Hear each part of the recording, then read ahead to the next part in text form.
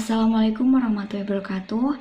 Nama saya Final Badriah dari Prodi Ekonomi Syariah 4 dengan NIM E2019-2150.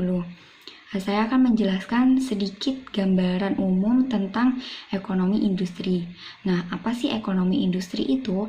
Jadi, ekonomi industri merupakan salah satu cabang ilmu ekonomi yang mempunyai pokok bahasan tentang perilaku dalam suatu industri serta dampaknya terhadap industri dan konsumen.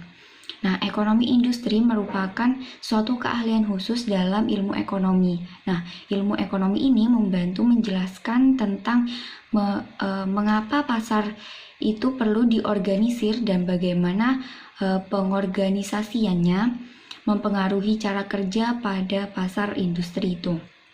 Nah, ekonomi industri menelaah struktur pasar dan perusahaan yang lebih menekankan pada studi empiris dari faktor-faktor yang mempengaruhi struktur pasar dan perilaku serta kinerja pasar itu sendiri.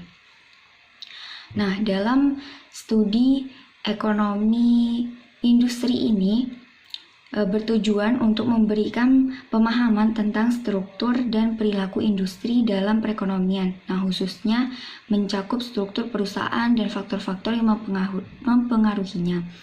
Untuk pengaruh konsentrasi perusahaan terhadap kondisi persaingan, pengaruh persaingan terhadap harga, investasi, serta inovasinya.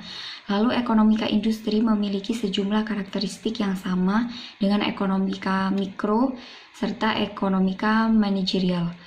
Dalam ekonomika industri merumuskan tujuan suatu perusahaan berdasarkan fakta yang ada dan berfokus pada kendala-kendala yang menghambat adanya pencapaian untuk yang bertujuan untuk perusahaan tersebut serta mencari strategi untuk mengatasinya.